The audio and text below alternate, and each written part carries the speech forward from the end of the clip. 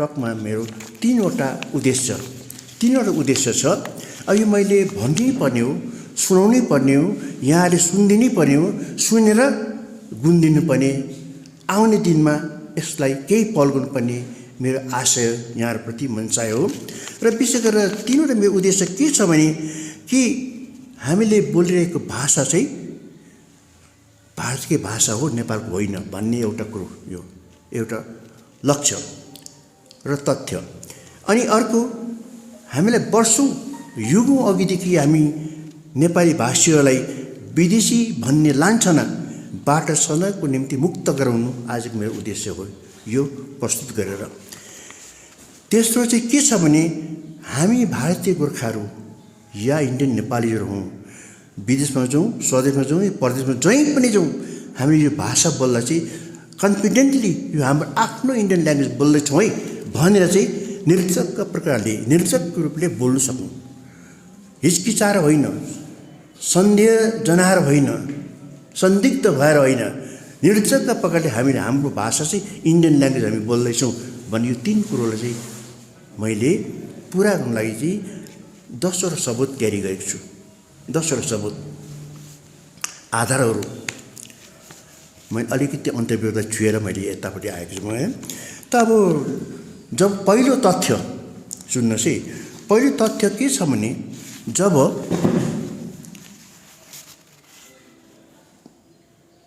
नेपाल देश सार्वभौम देश भएको थिएन, एकीकृत भएर त्यो 123 त्यति बेला 120-25 भाषा भएको थुम जग्गा मात्रै छरिएर बसेको ठाउँ एकीकृत भयो, तर देश पूर्ण रूपले बनिएको होइन। जब त्यो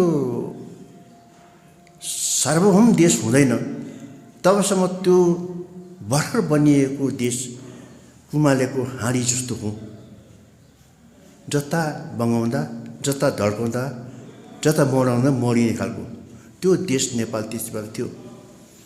तर त्यति बेला जब जीवन बाजेले भनौँ हाम्रा आफ्ना छोरा किङ महेन्द्र बिक्म शाहदेवलाई हस्तान्तरण गर्यो देश, तब उसले सार्वभौम देश बनाउनु पर्ने रहेछ भन्ने थाहा पायो। थाहा पाउँदाखेरि उसले युएनमा के गर्नुपर्छ, सबरेन कन्ट्री बनाउनुपर्छ, के गर्नुपर्छ भन्ने कुरोमा चाहिँ उनले युएनमा चाहिँ हामीले दरखास्त पत्र बुझ्नुपर्ने रहेछ भन्ने थाहा पाएपछि युएनमा उहाँले एपिल गरे, हाम्रो एकीकृत नेपाल हामी युएनको मेम्बर हुन चाहन्छौँ। त्यति बेला युएनबाट उहाँलाई के आयो भन्ने प्रश्न, त्यसो हो भने तिमीले पहिले आफ्नो भाषा के हो, लिपि के हो जनाएर हामीलाई देऊ भन्दाखेरि नेपाली भाषा दिए र देवनागरी लिपि चढाए। यो दुईटा कुरोलाई रिजेक्ट गरेको छ युएनले, त्यो टाइम रिजेक्ट गर्यो। यो तिमीहरूको भाषा होइन, यो भारतको भाषा हो, यो लिपि तिमीहरूको होइन देवनागरी लिपि, यो भारतको देवनागरी लिपि हो। तिमीले अर्को आफ्नो देशको भाषा, आफ्नो देशको लिपि पठाउनु भन्ने कुरो भन्दाखेरि तरङ्ग तर्सेर आफ्नो आएर भारतदारहरूसित उनले सरसल्लाह गरे। अब त्यस बेला नेपालको भाषा कुन चाहिँ दिउँ भन्ने हुँदाखेरि अब त्यहाँ राई, लिम्बू, गुरुङ, कामी, दमाई, छेत्री, बाहुन, साकी, धिमल, थामी के हो अनेकौँ जात गोष्ठी थिए, त कसैको भाषा थिएन, सबैको बोली मात्रै, डाइलेक्ट मात्रै थियो। भाषा एउटै थियो, नेवारको थियो, 3-4 जिल्लाभित्र, पाटन हो, भक्तपुर, कीर्तिपुरमा किन भाषा थियो भने उनीको त्यो लिपि थियो नि त, पुस्तक थियो नि त्यो नेवारको। र त्यसो चाहिँ अब पुस्तक भएको, व्याकरण भएको, लिपि भएको भाषा चाहिँ नेवारको रहेछ भनेर फेरि नेवार भनेर दिन सकेन, किनभने नेवार भन्ने अरू जम्मै जात गोष्ठीले दुख्नु गर्छ, भर्खर युनिफाई गर्छ आफ्नो सबै जातलाई, एकीकृत बनाएको छ। र त्यो के गर्नु भन्नु होइन, यो नेवारी भाषा नेपाल भाषा भनेर दिउँ नेपाल भाषा भन्ने दिएको नेपाली नेवारी भाषालाई। अब लिपि कहाँबाट ल्याउँ त लिपि भनेर त्यही नेवार जातिकै रञ्जना लिपि थियो, जुन रञ्जना लिपि चाहिँ धेरै धेरै तिब्बततिर लासा कता कता गइसकेको छ, ठाउँ ठाउँमा सायद दाइङ भेग कालिम्पोङ भेगतिर कहीँ लेखिएकोमा रञ्जना लिपिबाट लेखिएको छ भन्ने मैले सुनेँ र रञ्जना लिपि भनेर दियो। तर नेवारी भाषा नेवारी लिपि भनेर दिनु सकेन, किन उसलाई अप्ठ्यारो पर्छ, अरू जातले पनि आक्रमण गर्न सक्छ। र त्यसपछि मात्रै युएनएमा उनको नेपालको चाहिँ भाषा नेपाल भाषा भनेर अङ्कित भएको छ, दर्ता भएको छ, अनि रञ्जना लिपि भनेर अङ्कित भएको छ। र त्यसो हुँदाखेरि चाहिँ अब जब युएनएमै उसको भाषा नेपालको भाषा नेपाली भाषा भएन, देवनागरी लिपि भएन भने हामी यसलाई ठोकेर भन्न सक्छौँ कि यो भाषा नेपालको होइन, भारतको हो। अब भारतको कति बेला भयो त्यो सबै इतिहासमा त्यो त प्रायः हाम्रो मन बाहिर पढिसकेको छ, त्यो पनि पछि पढौँला। त्यो भयो एउटा तथ्य। अब अर्को तथ्यमा म जान्छु के भने अब यो एउटा तथ्यले तपाईँले अलिकति त्यसमा अलिकति यो नयाँ कुरो कति मलाई लाग्यो होला। यो विषयमा चाहिँ मैले यो 1985 सालमा लिएको झन् 33 वर्ष भयो नेपाली भाषा नेपाली गोर्खा भन्ने मैले सम्पादन पनि व्यवस्थापन पनि गरेको, प्रकाशन पनि आफूले गरेको। त्यो पेज नम्बर 7मा के लेखेको छु भने यो युएनएमा भाषा र लिपि चढाउँदाखेरि नेपालले हाम्रो नेपाली भाषा हाम्रो देवनागरी लिपि चढाउन सकेनन्, रिजेक्ट भयो र नेपालकै नेपाल भाषा नेवारी भाषा नेपालकै लिपि रञ्जना लिपि चढाएको छ भन् लेखेको। धेरैले पढे, धेरैबाट कसैले पहल गर्न सकेनन्। 33 वर्ष अघिदेखि मैले लेखेको, त त्यसलाई मैले सत्यापित कसरी गर्नु, मैले प्रुफ कसरी गर्नु, प्रमाण खोज्छ मान्छेले। तपाईँलाई कसरी थाहा भयो, युएनएमा कसरी जानुभयो, खै युएनएको चिठी मलाई सोधेँ, मैले म भन्न सकिनँ। कहीँबाट मैले पाएँ, कहीँबाट पाएर मैले लेखेँ, त त्यसलाई थाहा पाउनलाई मैले कमसेकम 30 वर्ष लाग्यो। थाहा पाएँ त्यो पछि तपाईँले भनौँला समयमा त्यो पाएँ। त्यस अझै पनि त्यसलाई प्रुफ दिने मानिस छ काठमाडौँमा छ, 103 वर्ष पुगेको छु। नेपाल सरकारले उसलाई शताब्दी पुरुष भनेर सम्मान पनि गरेको छन्, सत्यमोहन जोशी। अब अर्को चाहिँ छ अब नेपाली भाषाको शिक्षा पठन लेखन उद्भव विकास नेपालमा होइन नि, भारतमै भएको भन्ने प्रमाण पनि छ। अब भानुभक्तलाई हामीले विशेष केन्द्रित गर्छौँ, तर ऊभन्दा पुराना कविहरू, उनीभन्दा पुराना कविहरू पनि तपाईँलाई थाहै छ, तपाईँले पढ्नु भएको हो है। विद्यारायण केशरीहरू, रघुनाथहरू, सबै सबै तपाईँले पढिसक्नु भएको छ। ती सबै पुराना कविहरू, भानुभक्त पनि धेरै पहिले कविहरू सुरुमै भारतमै आएर भर्खरको केरल अवस्थामा आएर त्यति बेला नेपालमा केही थिएन, भाषाको कुरा थिएन, सिर्फ गाउँ बोलीचाली मात्रै थियो। बनस आएर नेपाली भाषा सिकेको, अध्ययन गरेको, यहाँनिर औषधि विषयको ज्ञान लिएको, ज्योतिष विषयमा ज्ञान लिनेहरू, त्यसको मेरो यहाँनिर लेखाजोखा प्रशस्त मैले राखेको छु। के भने यहाँ लेखेको छु, ती पुराना कविहरू नेपालमा जन्मिएका भए तापनि उनीहरूको प्रारम्भिक र माध्यमिक शिक्षा विद्या संस्कृत, उर्दू, हिन्दी, फारसी आदि बनारसमा अध्ययन गरेका हुन्। अब यहाँ विद्यारायण केशरी जो हामी भन्छौँ, सबैलाई थाहा छ विद्यारायण केशरी भानुभक्तभन्दा अगाडि कवि। अब यिनी सानैमा आएर 31 वर्ष भारतमा बसेपछि ऊ नागरिक भएन, इन्डियन सिटिजन भएन र 31 वर्ष बस्नु सानो कुरो, भारतकै मान्छे हुन्। 31 वर्षमा बसेको उसले धेरैवटा कुरो अध्ययन गरे त्यस्तै प्रकारले अर्को छ यहाँ रघुनाथ भट्ट भानुभक्तभन्दा पुराना कवि पहिलाका। अब 1811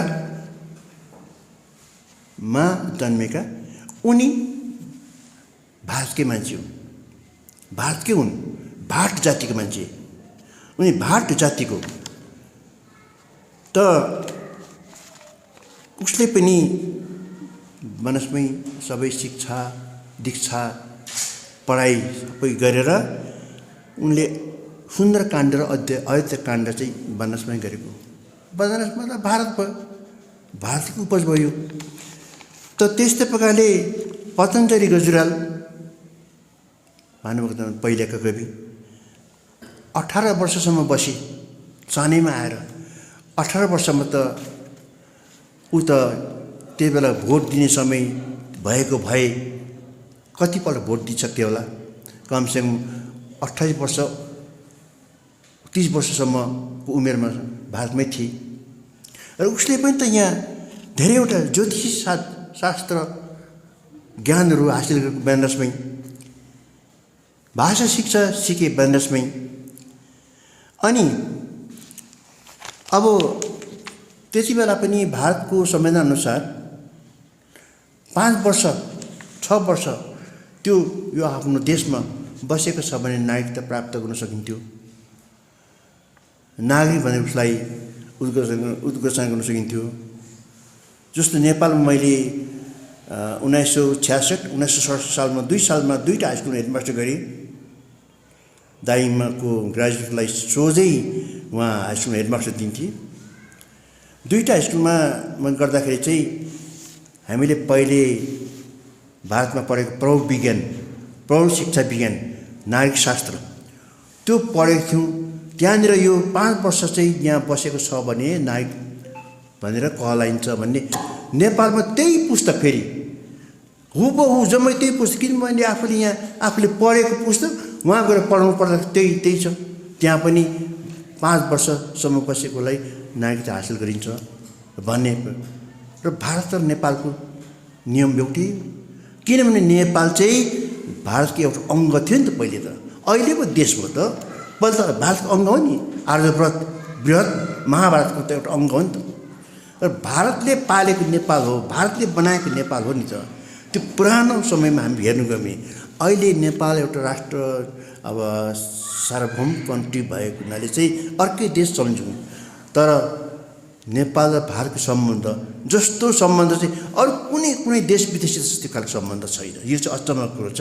किनभने त्यो अहिले भन्छ नि रोटी बेटीको सम्बन्ध त्यो निश्चय नै हो। र त्यसो हुँदाखेरि जब 15 वर्ष 17 वर्ष 18 वर्ष र 31 वर्ष बस्नेहरू त भारतको नागरिक भएको, भारतमा शिक्षा लाभ गरेको,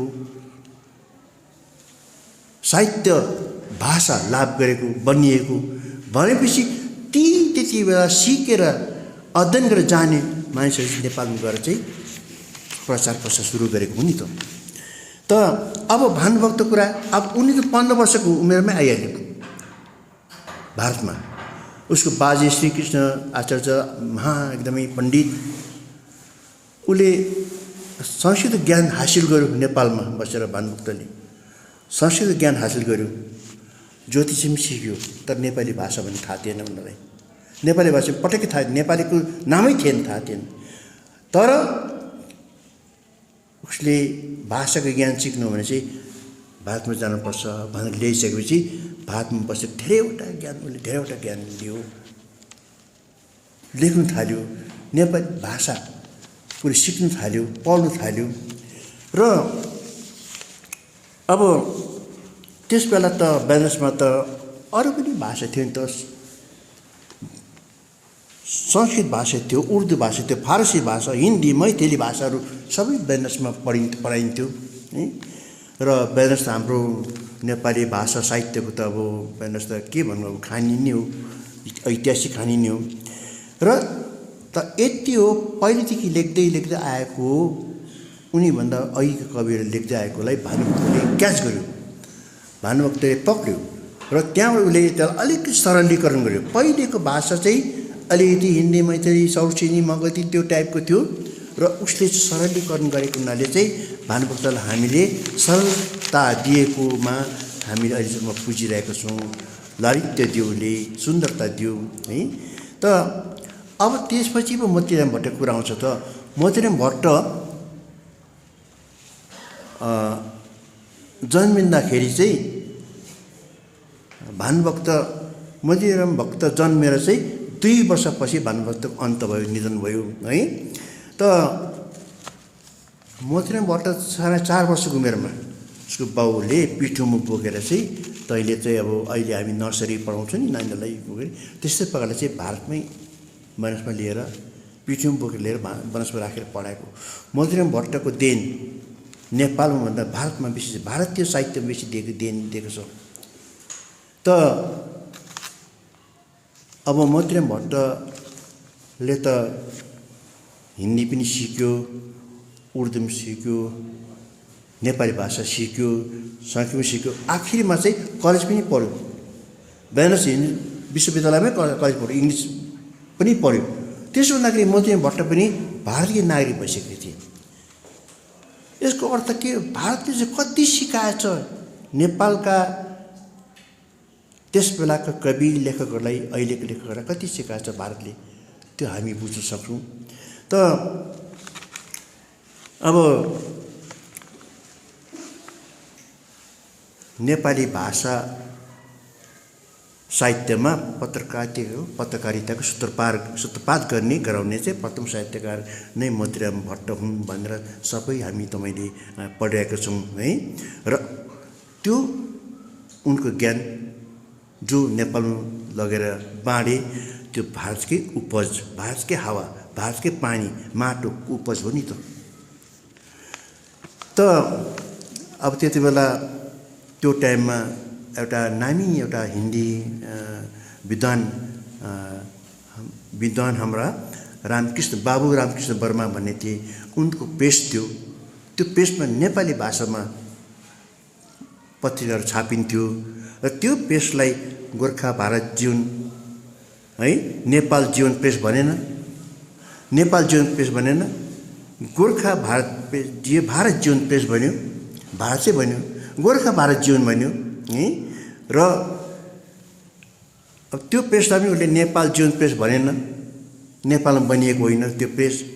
र किन भन्दा चाहिँ ऊ पूर्ण रूपले पुरा भारतको नागरिक भइसकेको हुनाले उसले भारत जीवन प्रेस भनेको कारण त्यो नि। त्यस कारण पुराना जति पनि प्रतिष्ठित कविहरू जो छन्, भारतमै आर्जन गरेका, तालिम लिएका, भाषा, शिक्षा, साहित्य र अनुभवहरू नै पछिबाट चाहिँ नेपालमा लगेर पुस्तक, पत्र पत्रिका, ग्रन्थ आदितिर प्रसारण गर्न थालेको हो। र भारतको देन भाषा विषयमा यस्तो छ। अब यो तेस्रो तथ्य के छ भने, अब भानुभक्त बनारसमा आउँदाखेरि नेपाली भाषा सुनेको थिएन, पढेको पनि कुरा आएर सुनेकै थिएन के हो कसो। त किनभने नेपालमा चाहिँ नेपाली भाषा, नेपाली भन्ने शब्दै त्यो थिएन।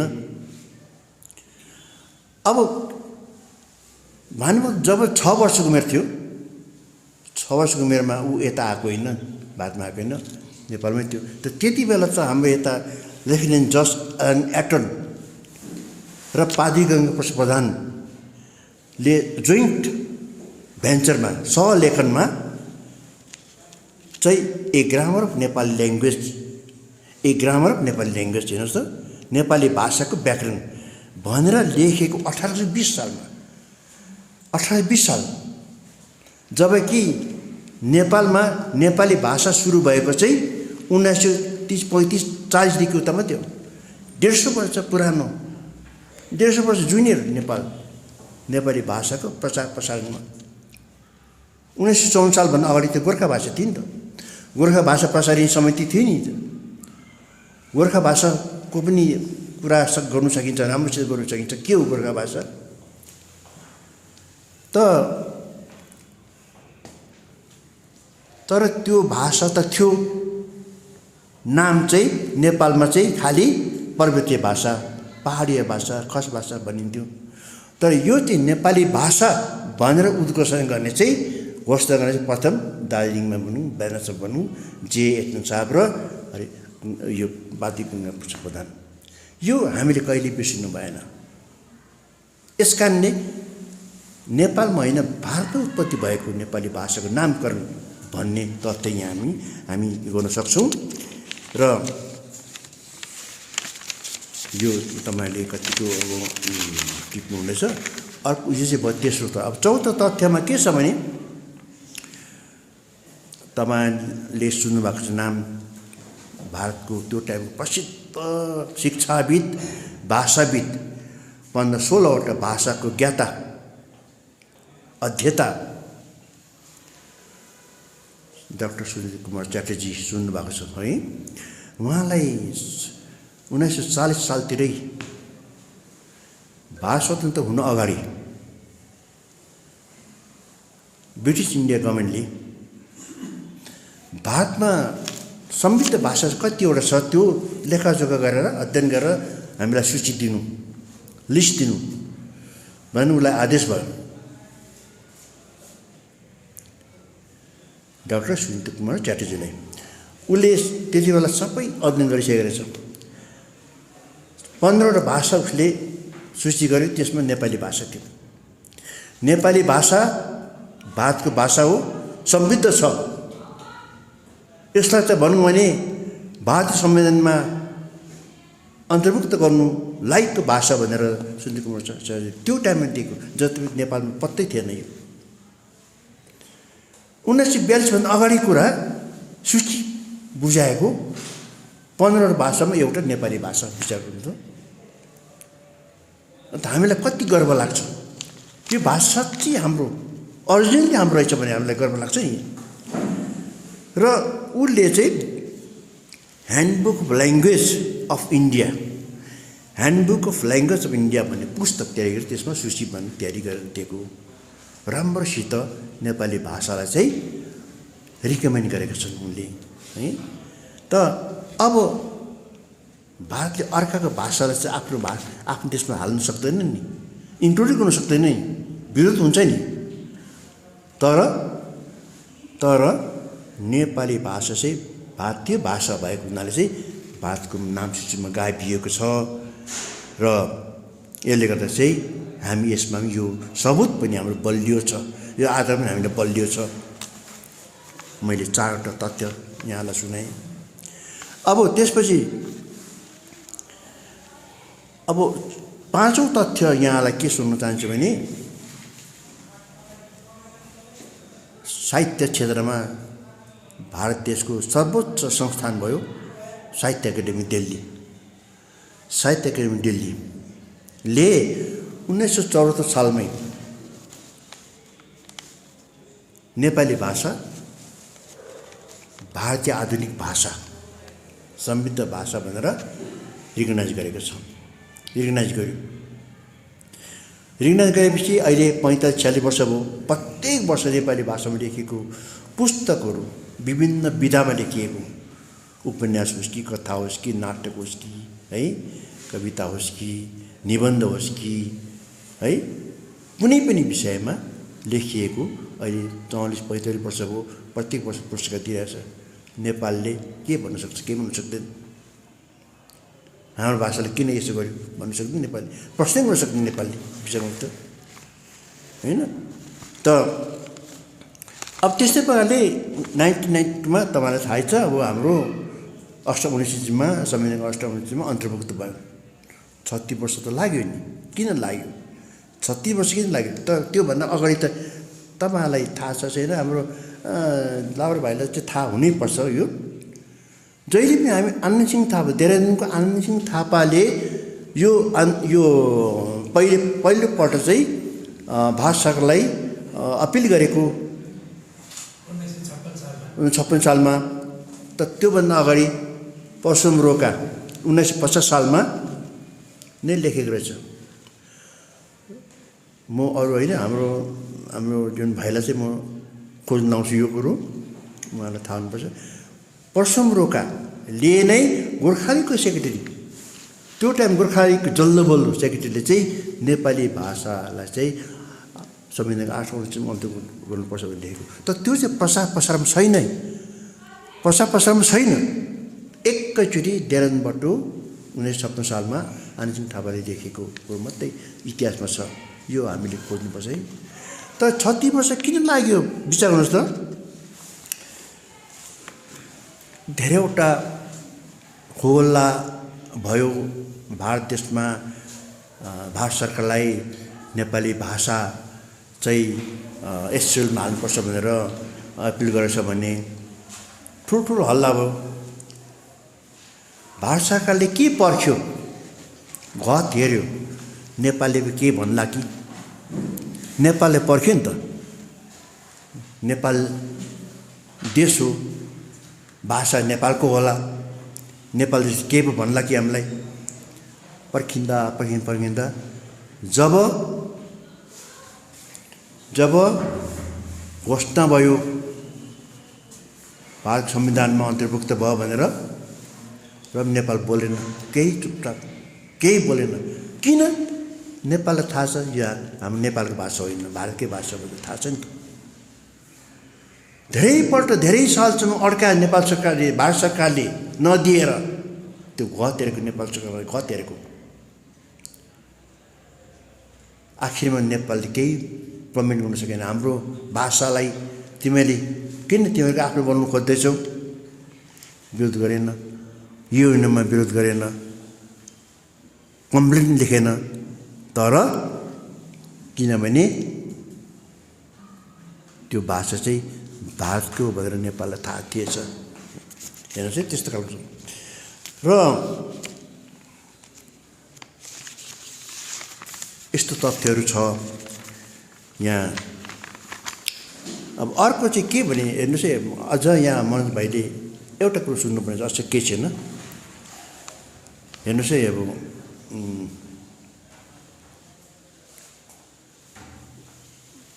नेपालमा एक ठुलो चुनाव हुँदाखेरि सभापतिको चुनाव भयो। रामवरण यादव त्यहाँको के भन्छ नेपालको सभापति होइन, राष्ट्रपति होइन, राष्ट्रपति भयो नि। अब शपथ ग्रहण गर्नु पर्यो। शपथ ग्रहण गर्नु पर्दाखेरि त उसले त नेपालीमा गरे त, हिन्दीमा पो गरे त। जब नेपाल देशले नेपालको भाषा नेपाली भाषा हो भने, नेपालको राजभाषा, नेपालको राष्ट्रभाषा नेपाली हो भने किन आफ्नो राजभाषा, आफ्नो राष्ट्रभाषामा शपथ ग्रहण गरेनन्? रामवरण यादवले विरोध गरेन, त्यो शपथ ग्रहण कार्यलाई खण्डन गरेन। किनभने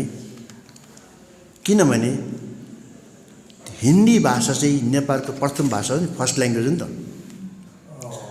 नेपालको फर्स्ट ल्याङ्ग्वेज हिन्दी भाषा हो। यस कारणले जनसङ्ख्याको हिसाबले पनि हिन्दी भाषा बोल्ने सबैले बेसी छ।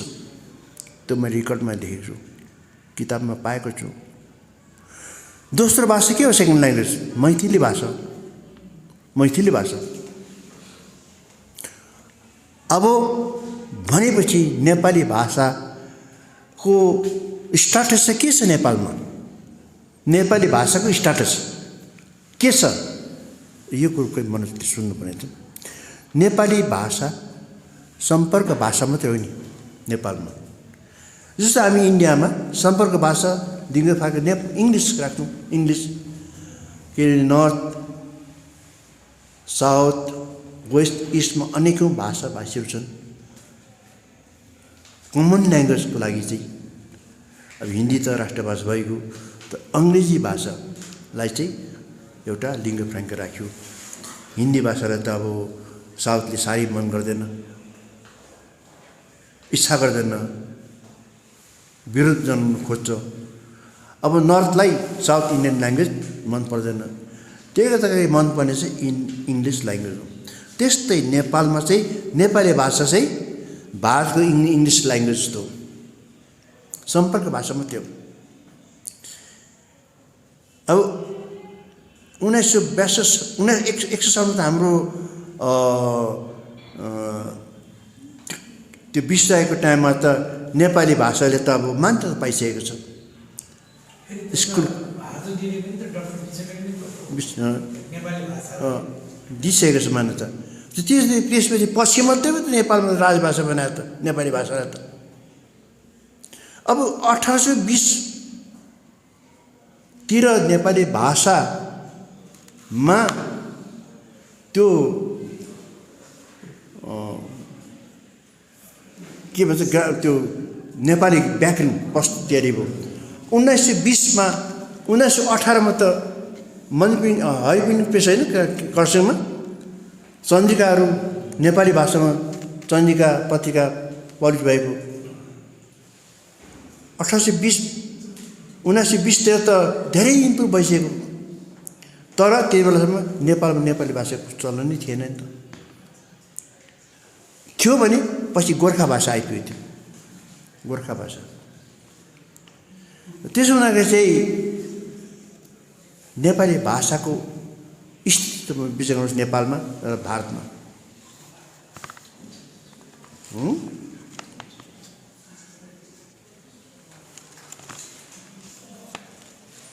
यहाँलाई अलिकति यसको के कस्तो हुन्छ जुन चाहिँ तथ्य म पेश गर्छु यहाँलाई अलिकति यसको केही अब त्यसपछि अझै अर्को तथ्य छ हेर्नुहोस् है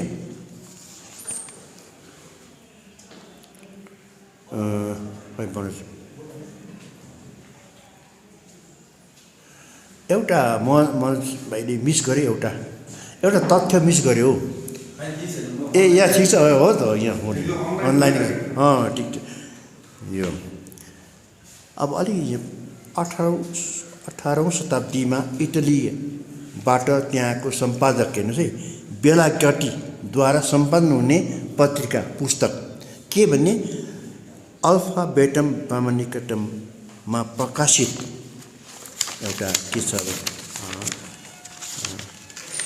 विश्वको भाषाहरूको सूचीमा इटाली कुरा विश्वको भाषाको सूची त्यहाँ छ त्यो इन्डियन ल्याङ्ग्वेज कुन चाहिँ हो इन्डियन ल्याङ्ग्वेज सूचीमा चाहिँ नेपाली भाषा परेको छ नेपालिन्चिस मराठीकम नेपालिन्चिस मराठीकम मराठी भाषा पनि नेपाली भाषा पनि इन्डियन ल्याङ्ग्वेजमा छ भन्ने छ है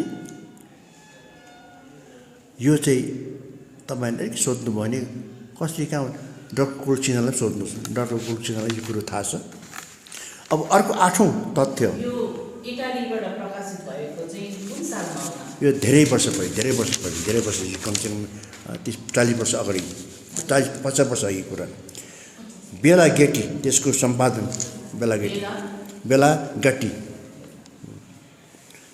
पुस्तक पत्रिकाको नाम चाहिँ अल्फाबेटम ब्राह्मणिकटम अच्छा अब 8औं तथ्य रसियामा 32-34 वर्ष अगाडि भारतीय भाषाहरूको शिक्षण हुन्थ्यो सिकाइन्थ्यो क्लास गरिन्थ्यो भारतीय भाषाहरू त्यहाँ भारतीय भाषाभित्र के थियो नेपाली ल्याङ्ग्वेज पनि थियो विचार गर्नुहोस् त अरू देशमा पनि इन्डियन ल्याङ्ग्वेज के रहेछ नेपाली ल्याङ्ग्वेज इन्डियन ल्याङ्ग्वेज भन्ने थाहा रहेछ नि त अब 9औं तथ्य डाक्टर नवल किशोर राई तपाईँले सुन्नुभएको है उनी जर्मनीमा राजदूत भएर गएको टाइममा उसलाई नेपाल सरकारले जर्मनीको बोन युनिभर्सिटीमा पठाए नेपाल भाषामा गएर बोल्नु भन्नेसम्म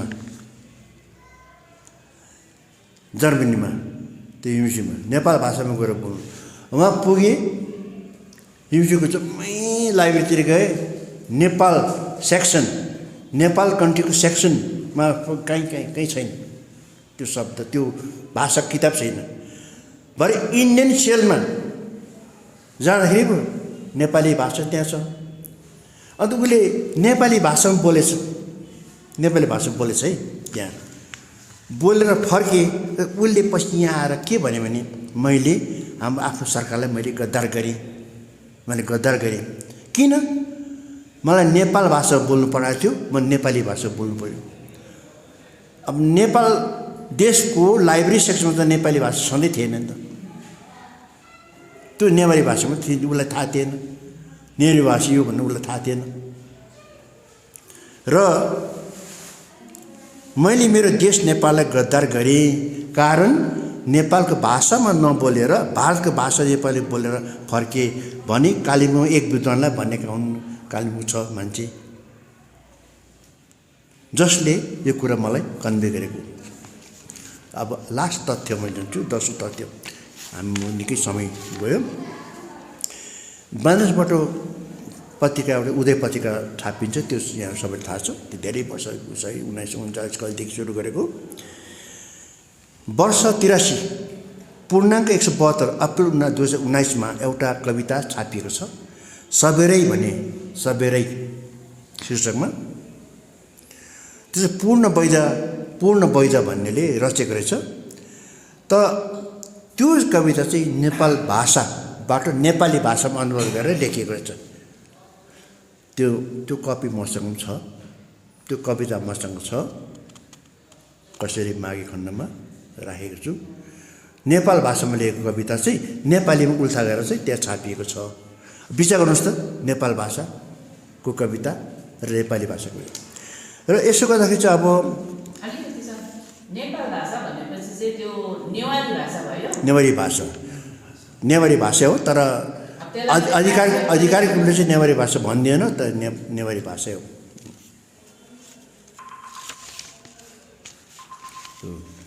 त अब मैले यो मेरो आफ्नो व्याख्या, आजको जुन चाहिँ टक्स, अब यो वार्ता भनौँ नि, पस्ती जो गरियो, यो निचोडमा भन्नुपर्दा चाहिँ यो नेपाली भाषा नेपालको होइन भारतको भन्ने कुरोमा 10वटा सबुतहरू मैले यहाँहरूलाई पेश गर्न सकेँ है। त अझै पनि यहाँहरूको साथमा, यहाँहरूको पासमा अरू पनि प्रमाण, अरू पनि सबुत, अरू पनि अध्ययन छ भने हामी एकअर्कामा सेयर गरौँ। मेरो यो अध्ययन सायद मेरो सीमित साधनद्वारा अध्ययन गरेको होला, मेरो सतह अध्ययन मात्रै होला, अझ गहन रूपमा यहाँले गरिसक्नु भएको होला है। समयमा यसमा यो गर्दै गरौँ र अब यो सन्देश हामीले सम्पूर्ण भारतीय स्तरमा पुर्याउनु पर्ने छ। यति सबुतले कति काम गर्छ तपाईँले विचार गर्नुहोस्। जो मैले पाठ त मैले कहिले भन्दाखेरि चाहिँ मौखिक रूपमा मैले खरसाङ जनपुस्तकालयमा 21 फरवरी 2020 मलाई प्रमुख वार्ताको रूपमा निमन्त्रण थियो, प्रमुख अतिथिको रूपमा निमन्त्रण थियो। यो विषय बोल्न लगाएको हुनाले चाहिँ मैले बोलेको त्यो वार्ता त्यति बेला एकदमै मजाले हल खचाखच थियो। बुजुर्ग व्यक्तिहरू थिए, पुराना व्यक्तिहरू थिए, सिनियर सिटिजन थिए, पिन ड्रप साइलेन्स थियो। पछिबाट उहाँले भन्नुभयो यो त एकदमै नयाँ कुरा सुन्नु, एकदम नयाँ कुरा सुन्नु। यदि तपाईँहरूले नयाँ कुरा सुन्नुभयो भने यसमा अब उपरान्त के पहल गर्ने पर्ने, के पहल गर्नुहुन्छ त्यो सल्लाह गर्नुहोस् भने त्यसपछि लकडाउन सुरु भयो। कसैले पहल गरेन, त्यति अल्झियो। त्यहाँदेखि ठाउँमा वार्ताको क्रम जारी गर्दै गर्नुपर्ने कुरा भइरहेको थियो। ठाउँमा बिजनबारीमा, मिचमा, सुक्यापोखरीमा, कता सिलगढीतिर, सिलगढीमा हाम्रो मोहन दुखुनले पनि लाने कुरा थियो, कालिम्पोङ लाने कुरा थियो, त्यो त्यतिकै अल्झियो र स्थगित छ। र अब यो भयो मेरो प्रथम अध्याय। हेर्नुहोस् है, प्रथम अध्याय फर्स्ट फेजको यो तपाईँलाई यो मेरो वार्ता। कति टाइमले मैले घर हेर्नु पाइनँ। अब यसको दोस्रो खण्ड छ, अलगै छ, त्यो मैले अहिले सुनाउँदिनँ। लिखित रूपमा तयारी गरेको छु। अहिले यतिले चाहिँ हामी तपाईँले आफ्नो मस्तिष्कमा यसलाई मन्थन गरौँ, के कस्तो हुँदछ, यहाँको के सुझाव हुन्छ, अब उपरान्त यसलाई के कस्तो गर्नुपर्ने। अब दोस्रो खण्डमा चाहिँ के छ भन्दाखेरि चाहिँ पुरानो यो नेपाली भाषा भारतमा चाहिँ कसले चाहिँ सुरुमा चाहिँ हामीलाई योगदान दिएको छ। नेपालमा पस्नुभन्दा अगाडि यहाँकै कविहरूले, पुराना कविले कसले चाहिँ के भनेका छन्, कसो गरेका छन्, कहिले त्यो दोस्रो खण्डमा छ। अघि हामीले सुन्दै गर्दाखेरि चाहिँ दुईवटा कुरा चाहिँ थाहा पायौँ। एउटा चाहिँ के हो भने खासमा नेपालको भाषा चाहिँ नेवारी हुनुपर्थ्यो, नेपाली चाहिँ किन भयो भन्ने उहाँको सवाल हो। अनि नेपाली जुन चाहिँ भाषा छ त्यो चाहिँ भारतीय भाषा हो होइन, तर अहिले नेपालको भाषा भनेर चिनिन्छ विश्वमा, तर यसको रुट चाहिँ यो हो भनेर उहाँले देखाउन खोज्नु भएको हो। अनि यसको पछिल्लोतिर चाहिँ हामी जुन चाहिँ भारतमा बस्ने गोर्खाहरू छौँ उनीहरूलाई चाहिँ नेपालको भनेर जुन चाहिँ आरोप लाग्छ नेपाली भाषा बोल्ने बित्तिकै है, राजनैतिक सवाल हो हुन त यो। नेपाली बोल्ने बित्तिकै आन्दोलन छुट्टै राज्यको गोर्खाल्यान्डको आन्दोलन हुँदा होइन, अनि उनीहरू चाहिँ आन्दोलन गर्ने पक्ष चाहिँ नेपाली भाषा बोल्ने भएकोले उनीहरू चाहिँ यो नेपालको भाषा बोल्ने भएको कारणले यिनीहरू चाहिँ नेपालको हो भन्ने जुन चाहिँ लान्छना लाग्छ त्योबाट मुक्त हुनको लागि हो भने चाहिँ हामीसँग प्रशस्त दस्तावेज छ भनेर उहाँले प्रमाणित गर्नु खोज्नु भएको हो कि जस्तो मलाई लाग्यो। खासमा यसको इन्टेन्सन चाहिँ त्यही हो भन्ने मलाई लाग्छ। हुन त यो ठुलो कुरा हो, दुई देश बिचको सम्बन्धको कुरा पनि छ यहाँ है, अनि नेपालको आफ्नै आन्तरिक सवालहरूसँग पनि जोडिन्छ। हुन त आज भारतका नेपाली भाषीहरूले यो क्लेम गर्दै गर्दा यसको प्रभाव नेपालमा के हुन्छ भन्ने बारे हामीलाई उस्तो जानकारी छैन। वास्तवमा यो धेरै संवेदनशील विषयवस्तु हो। यही संवेदनशील विषयवस्तुहरूको उठान गर्नको निम्ति नै हामीले टक सो गरेका हौँ, ताकि मनमा सबैको छ तर कसले पनि बोल्न सक्दैन। हुन गौतम कालीकोटेले भन्नुभयो जस्तै कि इतिहास भनेको कुरा चाहिँ एब्सोल्युट ट्रुथ होइन, होइन साँचो होइन। इतिहास चाहिँ आफ्नो आफ्नो पक्षले लेख्छ। जस्तै राजाको पक्षले रामायण पनि कसले लेख्यो होइन, रामलाई ग्लोरिफाई गर्नको निम्ति लेखिएको हुनसक्छ, तर रावणको पनि इतिहास छ। अहिले पनि यो विवाद छ। रामायणलाई रावणको दृष्टिकोणबाट हेर्दाखेरि गलत मान्छ भनेपछि इतिहास चाहिँ सही तरिकाले लेखिएको हुँदैन रहेछ, आफ्नो आफ्नो इन्ट्रेस्टले लेखिएको हुँदो रहेछ भन्ने कुरा पनि यहीँबाट प्रमाणित हुन्छ। त्यसो त दार्जिलिङको बारेमा गोर्खाहरूको बारेमा पनि अङ्ग्रेजहरूले बेसी नै लेखेको छ। जस्तो लाबर सरले अघि त्यहाँ भन्नुभयो कि नेपाली भाषाको व्याकरण दुईजनै सरले भन्नुभयो अङ्ग्रेजले लेख्यो, नेपालीले लेखेन है। यस्तो थुप्रो कुराहरूको यो विवाद छ। जस्तो म त के पनि भन्ने गर्छु भने गङ्गा प्रसाद प्रधानको पनि तपाईँले कुरा गर्नुहुन्छ, तर मलाई कस्तो लाग्छ भने दार्जिलिङमा नेपाली भाषा बोल्ने अथवा नेपाली भाषा पढ्ने गङ्गा प्रसाद प्रधानले त्यो पत्रिका निकाल्दै गर्दा कति प्रतिशत थिए होला हिन्दूहरू जो नेपाली बोल्छन्, जो गोर्खा भाषा बोल्छन्, नेपाली पढ्छन् होइन। एउटा हिन्दूले निकालेको पत्रिका क्रिस्चियनले कति पढ्थ्यो होला, एउटा हिन्दूले निकालेको पत्रिका बुद्धिस्टले कति पढ्थ्यो होला, एउटा हिन्दूले निकालेको पत्रिका मुसलमानले कति पढ्थ्यो होला। दार्जिलिङ त विभिन्न जात गोष्ठी बसेको समुदाय बसेको ठाउँ हो। अब पक्कै पनि एकजना क्रिस्चियनले निकालेको पत्रिका हिन्दूले कति पढ्थ्यो होला। पादरी गङ्गा प्रसाद प्रधान आफू एकजना क्रिस्चियन भएको हुनाले त्यो पत्रिका तपाईँले पल्टाएर हेर्नुभयो भने त्यसमा हेडिङमा प्रभुको वचन हुन्थ्यो। प्रभुको वचन हुने पत्रिका चाहिँ बुद्धिस्टले पढ्थ्यो होला त, हिन्दूले पढ्थ्यो होला त। त्यसकारणले उहाँहरूले डकुमेन्टेसन चाहिँ गर्नुभएको हो, तर भाषाको उत्थान त्यो डकुमेन्टेसन मार्फत भएको हो। तर उहाँहरूको कारणले गर्दाखेरि हामी जीवित भाषा जीवित छ भन्ने कुरा चाहिँ झुटो हो भन्ने मलाई लाग्छ। अब यस्ता अनेकौँ विषयवस्तुहरू छन् जो चाहिँ यो टक सोहरू मार्फत हामी गर्न चाहन्छौँ। मैले भर्खरै मात्र नेपालको राजन मुकारुङको एउटा आर्टिकल पढेको थिएँ, नेपाली सङ्गीतमाथि लेखिएको आर्टिकल थियो। उहाँले भन्नुभयो नेपाली सङ्गीत मार्ने काम दार्जिलिङले गरेको हो। उहाँले भन्नुभयो, हामी छक्कै पर्यो, दार्जिलिङले त सङ्गीतलाई त माथि उठाएको छ भनेर भन्छौँ हामी अहिले पनि। नेपाली सङ्गीतको उत्थानमा दार्जिलिङको ठुलो हात छ भन्छौँ हामी। यसरी ग्लोरिफाई गरेको छ, यसरी इतिहास लेखिएको छ। अहिले पनि हामी नेपाललाई भन्छौँ साहित्य तिमीहरूले लेख्नुभन्दा अगाडि दार्जिलिङ भन्छ नि, यहाँ त नेपालले सोच्नुभन्दा अगाडि दार्जिलिङले सोच्थ्यो भनेर उहाँले भन्नुहुन्छ। त्यस्तो भनाइ पनि थियो त्यतिखेर। उहाँले लेख्नुभयो किन कसरी भन्दाखेरि चाहिँ दार्जिलिङमा बसेको अम्बर गुरुङहरू, गोपाल योन्जनहरू नेपाल छिरे यता नेपाली सङ्गीतको टोन चेन्ज भयो। अनि अम्बर गुरुङहरू बसेको ठाउँ चाहिँ अङ्ग्रेजले उपनिवेश बनाएको ठाउँ हो। त्यसकारणले अम्बर गुरुङलाई अङ्ग्रेजी सङ्गीतको ज्ञान छ। बङ्गालमा बस्ने भएको हुनाले रविन्द्र सङ्गीतको ज्ञान छ। भारतमा बसेको हुनाले राजस्थानी सङ्गीतको, पन्जाबी सङ्गीतको ज्ञान छ। पन्जाबी सङ्गीत, राजस्थानी सङ्गीत, रविन्द्र सङ्गीत, अङ्ग्रेजी सङ्गीत सबैको कोलाज माने मिक्स के भन्छ त्यसलाई को ज्ञान भएको अम्बर गुरुङ चाहिँ नेपाल छिरेर यसको फ्युजन सुरु गरिदियो। अम्बर गुरुङहरूले बोकेर आए, उनीहरू आएपछि नेपाली सङ्गीत मर्यो भनेर उहाँहरूले आरोप लगाउनु भएको छ। हामीले अहिले पनि सङ्गीतमाथि थुप्रो कुराहरू गर्छौँ, तर विवादहरू कहाँ छ क्लेम गर्दैछन् उनीहरूले। दार्जिलिङमा बसेको सङ्गीतकारहरू त्यहाँ पुगेपछि नेपाली सङ्गीत मर्यो भन्दैछ, जबकि हामी भन्छौँ कि नेपाली सङ्गीतलाई उत्थान गर्नुमा दार्जिलिङको ठुलो हात छ। यस्ता विभिन्न सेक्टरमा, सङ्गीतमा होस्, साहित्यमा होस्, भाषामा होस्, राजनीतिमा होस्, मुद्दामा होस्, सबै सेक्टरमा विभिन्न किसिमका अन्तर्विरोधहरू छन्, कन्ट्राडिक्सनहरू छन्, विवादहरू छन्। ती विवादहरूलाई साम्य बनाउनको निम्ति नै हामीले यो टक सो गरेका हौँ र यो टक सोमा हामी सबैलाई आमन्त्रण गर्छौँ कि तपाईँहरू जति पनि विशेषज्ञहरू हुनुहुन्छ, जति पनि यी चिजहरू चाहिँ यी अन्तर्विरोधहरू केलाइनुपर्छ भनेर तपाईँहरूले सोच्नुहुन्छ, तपाईँहरू कुनै पनि राजनीतिक दलको हुनुहोस्, कुनै पनि संस्थाको हुनुहोस्, हामीलाई त्यसमा केही ठुलो चासो छैन।